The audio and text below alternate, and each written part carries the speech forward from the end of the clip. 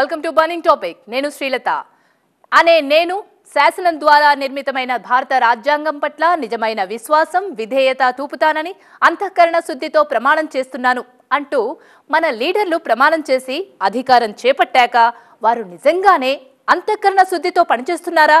చేస్తే ఎందుకు అరెస్టులు, అక్రమాలు, కుంభకోణాలు? తెలుసుకుందాం ఇవాల్టి బర్నింగ్ టాపిక్ లో హాట్ గా.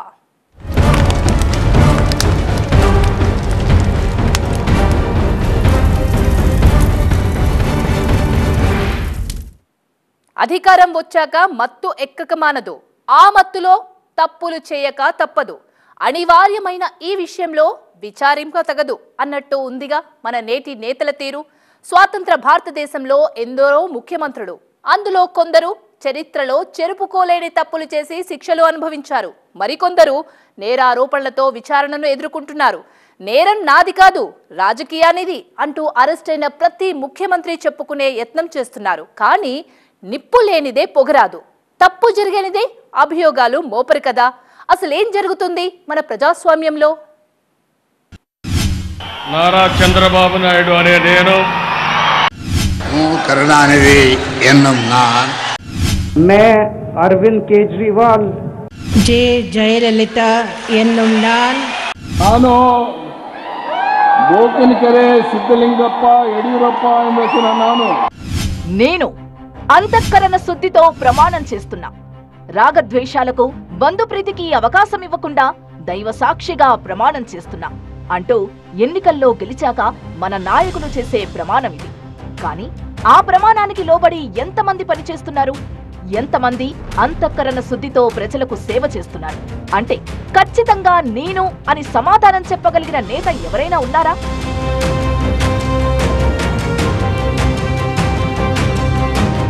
ఏ నేత చరిత్ర చూసినా ఏమున్నది గర్వకారణం. అంతా కుంభకోణాలు, అక్రమాలమయం. నాటి జయలలిత నుంచి నేటి కేజ్రీవాల్ వరకు ఎందరో ముఖ్యమంత్రులు అధికారంలో ఉండగా కొందరు, మాజీలయ్యాక మరికొందరు పలు ఆరోపణలతో జైలుకెళ్లారు. ఇప్పటికీ విచారణలు ఎదుర్కొంటున్నారు. అయితే అందరూ రాజీనామాలు చేసిన తర్వాత జైలుకు వెళితే ఢిల్లీ సీఎం కేజ్రీవాల్ మాత్రం ముఖ్యమంత్రి పోస్టులో ఉండగానే బేడీలు పడటం ఓ చరిత్ర. ఆయన గెలుపో చరిత్ర అయితే ఆయన అరెస్టు ఓ చరిత్ర.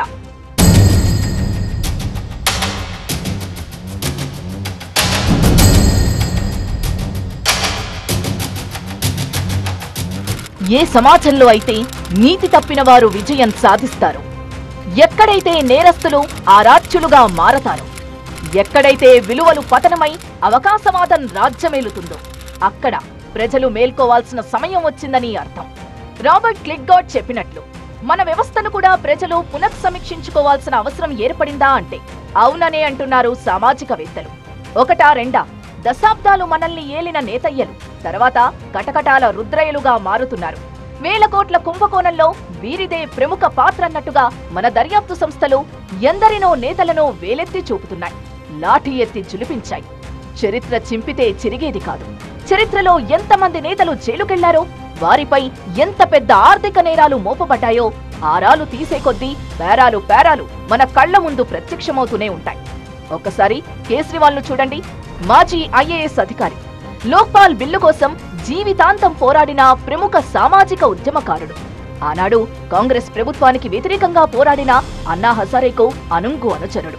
ఒకప్పుడు ఏ శిష్యగణాన్ని చూసి అన్నా హజారే మురిసిపోయారు, ఇప్పుడు ఆ శిష్యుల్ని చూసి సిగ్గుపడుతున్నా అనే స్థాయికి కేజ్రీవాల్ క్రేజ్ దిగజారింది. కేజ్రీవాలే కాదు, ప్రస్తుతం మద్యం కేసులోనే అరెస్ట్ అయి ఏడాదిగా జైలులో ఉన్న మనీష్ సిసోడియా కూడా అన్నా హజారే శిష్యుడే. आज दारूमुळे महिलांवरती अन्याय होतात, अत्याचार होतात, त्याला आळा बसला पाहिजे. आणि दारूमुळे भांडणदंडे वाढतात, मारामाऱ्या होतात, कधी कधी मर्डर होते. ही दारूची नीती संपवली पाहिजे. पण त्याला त्याच्या डोक्यात बसलं नाही आणि त्यांनी दारू नीती केली. शेवटी त्या दारू नीतीमध्ये त्याला अटक झाली. आता जे अटक झाली ते सरकार आणि तो बघून घेतील. आता కేజ్రీవాలే కాదు, అరెస్ట్ అయిన ముఖ్యమంత్రులంతా అధికారంలోకి రాకమునుపు ప్రజల చేత మన్ననలు అందుకున్నవారే, దేశం కోసం ఎంతో కొంత సేవ చేసిన వారే, వారిని చూసి కొందరు స్ఫూర్తి పొందినవారే. కేజ్రీవాల్ కూడా దేశం కోసం పనిచేసిన వారే, లిక్కర్కు వ్యతిరేకంగా పోరాడిన లీడరే. కానీ అలాంటి నేతలు ముఖ్యమంత్రి కాగానే వారి అధికారం తలకెక్కి వారి ఆదర్శాలు గాలి కొదిలేస్తారా? अभी सर कुछ कहना है, कुछ संदेश सर? मेरा जीवन देश के लिए समर्पित है और चाहे अंदर रहूं या बाहर देश के लिए काम करता रहूं। విన్నారా? ఇప్పటికీ ఢిల్లీ సీఎం కేజ్రీవాల్ దేశం కోసం పోరాడుతారట. దేశం కోసమే ఆయన జీవితమట. మరి మధ్యలో ఈ ఆరోపణలేంటట? అంటే అంతా రాజకీయ కక్షట. రాజకీయంగా ఎదుర్కోలేకే తమపై ప్రత్యర్థులు ఈడీని ప్రయోగించారన్నది ది గ్రేట్ కేజ్రీవాల్ సారు క్రేజీగా ఆరోపిస్తున్న ముచ్చట. మరి ఏ తప్పు లేకుండా ఈడీ అరెస్టు చేస్తుందా? పోనీ అక్రమ అరెస్టైతే కోర్టులు ఊరుకుంటాయా? ఆధారాలు లేకుండా నిరాధారంగా ఏ వ్యక్తినైనా జైల్లో పెడతారా? ఓకే, ఏవో తప్పుడు ఆధారాల్ని చూపించి ప్రస్తుతానికి జైల్లో పెట్టారనుకో. తన సచ్చీలత నిరూపించుకోవాలి కదా. 9 దఫాలు నోటీసులు పంపినా మిస్టర్ కేజ్రీవాల్ స్పందించలేదు. పైగా ముందస్తు బెయిల్ కోసం కోర్టుల చుట్టూ ప్రదక్షిణలు ఎందుకు చేసినట్లు అన్నది మన ఓటి సామాన్యులు అర్థం కాక అడిగే ప్రశ్నలు. ఏమైనా సామాన్యుడిగా రాజకీయాల్లోకొచ్చి సామాన్యుడిగా ప్రజల్లో తిరిగి మప్లర్ వాలాగా సీఎం పీఠమెక్కి చరిత్ర సృష్టించిన ఆమ్ ఆద్మీ అధినేతను అధికార మత్తు వదల్లేదు. గతంలో అవినీతి ఆరోపణలు ఎదుర్కొంటున్న వారిలో చాలా పార్టీలకు చెందిన నేతలున్నారు. కొందరు అరెస్టై జైలు జీవితం గడుపుతుంటే మరికొందరు బెయిల్పై బయటకొచ్చారు. ఇంకొందరిపై ఆరోపణలు రుజువు కావాల్సిందే. ముఖ్యమంత్రులుగా పనిచేసిన వారిపై కేసులు ప్రస్తుతం న్యాయస్థానాల పరిధిలో ఉన్నాయి. బీహార్ ముఖ్యమంత్రిగా పనిచేసిన లాలూ ప్రసాద్ యాదవ్, తమిళనాడు ముఖ్యమంత్రిగా పనిచేసిన జయలలిత, జార్ఖండ్ ముఖ్యమంత్రులుగా పనిచేసిన మధుగౌడ, హేమంత్ సోరెన్, హర్యానా సీఎంగా పనిచేసిన ఓంప్రకాష్ చౌతాలా, ఉమ్మడి ఆంధ్రప్రదేశ్ మాజీ సీఎం చంద్రబాబు నాయుడు, ఇలా చెప్పుకుంటూ పోతే లిస్టు పెద్దదే. జయలలిత దివంగత మాజీ ముఖ్యమంత్రి, తమిళనాడు. కాలం 1991-1996. Party AIADMK. ఆదాయానికి మించిన ఆస్తులు, కలర్ టీవీల కుంభకోణం.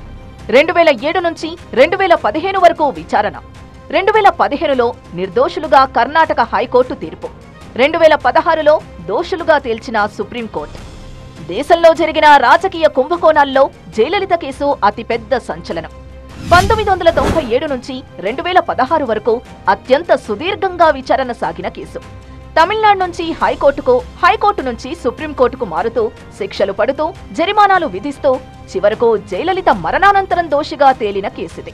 1996లో డిసెంబర్ 7న జయలలిత అరెస్ట్ అయ్యారు. 45,000 కలర్ టీవీల కొనుగోళ్లలో అవకతవకలకు సంబంధించిన కేసులో జైలుకు వెళ్లొచ్చారు. నెల రోజుల పాటు జైల్లో ఉన్న తర్వాత బెయిల్పై బయటకొచ్చారు. 2014లో ఆదాయానికి మించిన ఆస్తుల కేసులో జయలలితను కోర్టు దోషిగా తేల్చింది. దీంతో రెండోసారి తలైవి జైలుకు వెళ్లాల్సొచ్చింది. 2016 ఆసుపత్రిలో తుదిశ్వాస విడిచారు. మరణించే వరకు తమిళనాడు సీఎంగా పనిచేశారు. 1991 నుంచి 96, 2001లో కొంతకాలం, 2002 నుంచి 2006 దాకా కూడా ముఖ్యమంత్రిగా బాధ్యతలు నిర్వర్తించారు. ఈ మధ్యలోనే ఆమె 2 దఫాలు జైలు జీవితం గడిపారు కూడా. లాలూ ప్రసాద్ యాదవ్ మాజీ ముఖ్యమంత్రి, బీహార్. పశువుల దానా కుంభకోణం. కాలం 1990-1997. Party RJD. కుంభకోణం విలువ 950 కోట్లు. 5 ఏళ్ల జైలు శిక్ష. 1996 బీహార్లో వెలుగులోకొచ్చిన దానా కుంభకోణం కేసు అప్పట్లో అత్యంత సంచలనం. ముఖ్యమంత్రిగా ఉన్న లాలూ పశుగ్రాసం, ఇతర అవసరాల పేరుతో తప్పుడు ఖర్చులు చూపించి వివిధ ప్రభుత్వ ఖజానాల నుంచి 950 కోట్లు అక్రమంగా విత్డ్రా చేసుకున్నట్లు ఆరోపణలొచ్చాయి. 1997లో లాలూను సిబిఐ నిందితుడిగా చేర్చింది. ఈ వ్యవహారంలో లాలూపై మొత్తం 5 కేసులు నమోదయ్యాయి. ఈ 5 కేసుల్లోనూ లాలూ దోషిగా సిబిఐ ప్రత్యేక కోర్టు గతేడాది నిర్ధారించింది. 5 ఏళ్ల జైలు శిక్ష విధించింది. 5 కేసుల్లో 4 74 ఏళ్ల లాలూకు కోర్టు గతంలో 14 ఏళ్ల జైలు శిక్ష విధించింది. ఇక 139 కోట్ల డొరండా ట్రెజరీ అక్రమాల కేసులో సిబిఐ ప్రత్యేక కోర్టు గతేడాది ఫిబ్రవరిలో లాలూకు 5 ఏళ్ల జైలు శిక్ష విధించింది. అనారోగ్యం కారణంగా కోర్టు బెయిల్ మంజూరు చేసింది. ఓంప్రకాష్ చౌతాలా హర్యానా మాజీ ముఖ్యమంత్రి. కాలం 2000వ సంవత్సరం. పార్టీ ఐఎన్ఎల్టీ. టీచర్ నియామకాల్లో అవకతవకలు, అక్రమాస్తుల కేసు. 10 ఏళ్ల జైలు శిక్ష. హర్యానా మాజీ ముఖ్యమంత్రి ఓంప్రకాష్ చౌతాలా 1989 నుంచి 2005 వరకు 4 పర్యాయాలు ముఖ్యమంత్రిగా పనిచేశారు. మొదట చౌతాలా రాముడు మంచిబాలుడే, కానీ రాను రాను ఆయనకు అధికారం రుచి మరిగి బుద్ధి వక్రమార్గం పట్టింది. ఉపాధ్యాయ నియామకాల్లో అవకతవకలు జరగడానికి ప్రధాన కారకుడయ్యారు. తర్వాత అక్రమాస్తుల కేసులోనూ అభియోగాలు ఎదుర్కొన్నారు. టీచర్ నియామకాలకు సంబంధించిన కేసులో 2013లో కోర్టు దోషిగా తేల్చడంతో 10 ఏళ్ల శిక్ష పడింది. ప్రస్తుతం ఆయన జైలులోనే ఉన్నారు. అక్రమాస్తుల కేసులోనూ 2022లో కోర్టు ఆయనకు మరో 4 ఏళ్ల శిక్ష విధించింది. ఈ కుంభకోణాల్లో ఆ పార్టీ, ఈ పార్టీ, జాతీయ పార్టీ, ప్రాంతీయ పార్టీలన్న తేడా లేదు. అన్ని పార్టీలకు చెందిన నేతలు ఏదో ఒక కేసుల్లో ఇరుక్కుంటున్నారు. బెయిల్పై బయటకు వస్తున్నారు. మరికొందరు జైలు జీవితం గడుపుతున్నారు. ఇలాగో అలా న్యాయ విచారణలో బయటపడవచ్చు అన్న ధైర్యమా, ఏవీ కాదన్న ధీమానా? నారా చంద్రబాబు నాయుడు అనే నేను, కరుణానిధి ఎన్నం मैं अरविंद केजरीवाल जे जयललिता एन्नुंडाल ನಾನು ಬೋಕಿನಕೆರೆ ಸಿದ್ದಲಿಂಗಪ್ಪ ಯಡಿಯೂರಪ್ಪ ಎಂಬ ನಾನು. ఒక్క ఛాన్స్, ఒకే ఒక్క ఛాన్స్ అంటూ పదవుల్లోకి రావడం, వచ్చాక పెట్టుబడికి 10-100 రెట్లు అర్చించడమే నేటి రాజకీయ లక్ష్యంగా మారింది.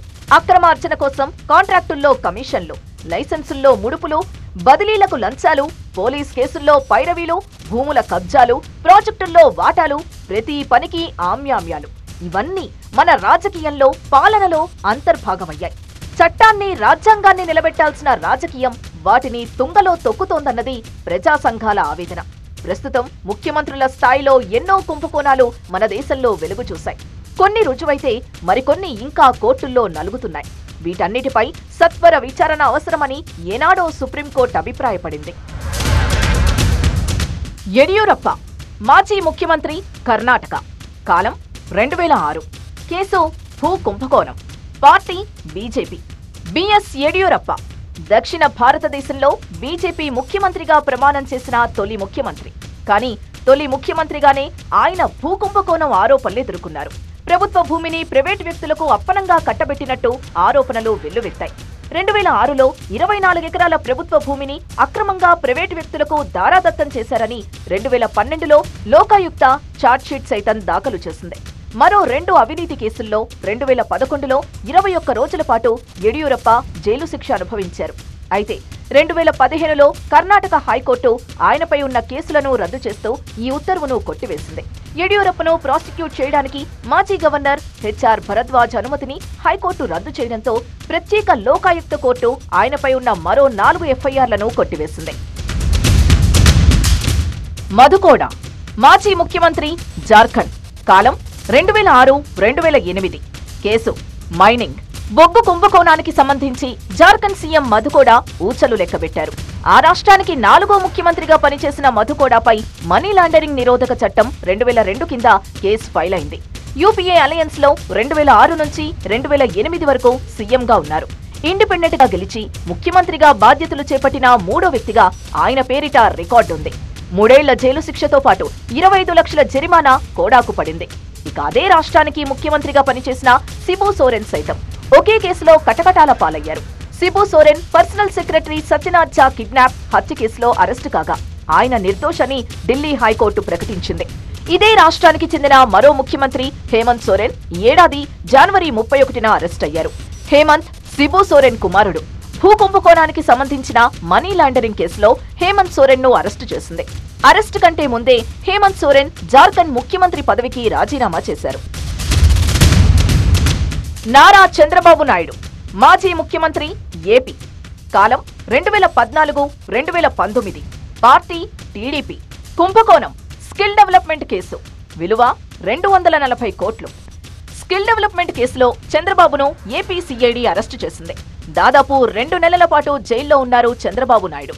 చంద్రబాబు ప్రభుత్వ హయాంలో రాష్ట్రంలో యువతకు నైపుణ్యాభివృద్ధి శిక్షణ ఇస్తామంటూ 3300 కోట్లకు సిమెన్స్ సంస్థ, డిజైన్ టెక్ సంస్థలు ఒప్పందం చేసుకున్నాయి.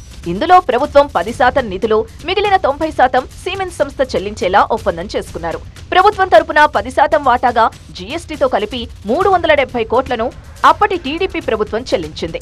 అయితే ప్రభుత్వం చెల్లించిన 370 కోట్లలో 240 కోట్ల రూపాయలను సిమెన్స్ సంస్థ పేరుతో కాకుండా డిజైన్ టెక్ సంస్థకు బదలాయించారంటూ ఏపీ సిఐడి అభియోగాలు నమోదు చేసింది. కేబినెట్ ను తప్పుదారి పట్టించి ఆ తర్వాత ఒప్పందంలో మరొకటి పెట్టి డబ్బులు కాజేశారన్నది దర్యాప్తు సంస్థల ఆరోపణలు. ప్రస్తుతం కేసు కోర్టు విచారణలో ఉంది. మామూలుగా ప్రజాప్రతినిధులపై ఉన్న కేసుల విచారణలో జాప్యం జరగడం ప్రజాస్వామ్యానికి మంచిది కాదు. విచారణలో జాప్యం జరగడం వల్ల తాము నేరం చేసినా ఏమీ కాదనే ధీమా నేతల్లో పెరుగుతోందన్న అభిప్రాయం వారిలో బలంగా ఉంది. అంతేకాదు, తాము ఓటు వేసే ప్రజాప్రతినిధుల గురించి ప్రజలు పూర్తిగా తెలుసుకోవాలి. అలాగే ప్రజాప్రతినిధులు ఎంత పారదర్శకతతో ఉన్నారనేది తెలియాలి. దేశంలోని ముఖ్యమంత్రుల ఆస్తులు, వారిపై ఉన్న అభియోగాలపై ఏడీఆర్ సంస్థ ఓ పుస్తకాన్నే ప్రచురించింది. ఆ నివేదికలో మన ప్రజాప్రతినిధులకు సంబంధించిన కేసులు, ఆరోపణలు లాంటి ఎన్నో విషయాలు అందులో పూసగుచ్చింది. దేశంలోని చాలా మంది ప్రజాప్రతినిధులపై కేసులున్నాయి. అంత మాత్రాన వారు నేరస్తులని చెప్పడం లేదు. కానీ వారిపై ఉన్న కేసుల విచారణలో తీవ్ర జాప్యం జరుగుతోంది. సాక్షాత్తు సీఎంలపై ఉన్న కేసుల్లోనే తీర్పు రావడానికి ఏళ్ల సమయం పడితే ఇక సామాన్యుల పరిస్థితి ఏంటన్న ప్రశ్నలు ప్రజల నుంచి వ్యక్తమవుతున్నాయి. ప్రజాప్రతినిధులపై ఉన్న కేసులను ఏడాదిలోపే పరిష్కరించేలా చర్యలు తీసుకోవాలని గతంలో సుప్రీంకోర్టు మార్గదర్శకాలు కూడా విడుదల చేసింది. కానీ ఇప్పటి వరకు అలాంటి చర్యలు మాత్రం కనిపించడం లేదు. ఈ జాప్యమే నేతలకు ఆర్థిక నేరాలకు పురిగొల్పే ఆయుధంగా మారిందన్నది పరిశీలకుల అభిప్రాయం. ప్రస్తుతం అరెస్టైన కేజ్రీవాల్ ఇంకా రాజీనామా చేయలేదు. జైలు నుంచే ఆయన పాలన సాగిస్తారా అన్నదానిపై ఇంకా సస్పెన్స్ కొనసాగుతోంది. టెక్నికల్ గా ఆయన జైలు నుంచే పాలన సాగించే అవకాశం ఉంది. ముఖ్యమంత్రి జైలులో ఉంటే పదవిలో కొనసాగకూడదని రాజ్యాంగరీత్యా ఎక్కడా లేదు. జైల్లో ఉండగా ఏ ముఖ్యమంత్రి పని చేయకూడదన్న నిబంధన కాన్స్టిట్యూషనల్ గా లేదు. ఎందుకంటే చట్ట ప్రకారం అరవింద్ కేజ్రీవాల్ కేవలం నిందితుడు మాత్రమే, దోషి కాదు. కస్టడీలో ఉన్నా అది జ్యుడిషియల్ కస్టడీ, కన్విక్ట్ అయి కాదు. నేరం రుజువై శిక్ష పడ్డ వ్యక్తి కాదు.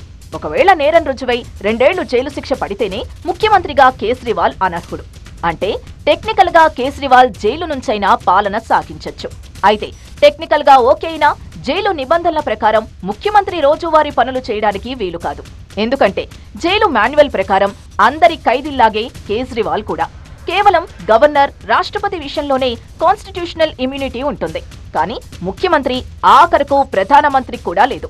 సో ముఖ్యమంత్రి అయినా జైలులో ఉంటే జైలు నిబంధనలు పాటించాల్సిందే. అందుకే ముఖ్యమంత్రిగా ఉన్న సమయంలో ఎవరైనా అరెస్ట్ అయ్యే సందర్భం వస్తే రాజీనామా చేసి తమకు విశ్వాసపాత్రుడైన నేతకు పగ్గాలప్పగిస్తారు. లాలూ ప్రసాద్ అరెస్ట్ అయిన సందర్భంలో తన భార్యను ముఖ్యమంత్రి పీఠం మీద కూర్చోబెట్టారు. అలాగే జయలలిత తనకు విశ్వాసపాత్రుడిగా ఉన్న పన్నీర్ సెల్వంకు బాధ్యతలు అప్పగించారు. ఇటు సోరెన్ కూడా రాజీనామా చేసి చంపై సోరెన్కు ముఖ్యమంత్రి పీఠం ఇచ్చారు.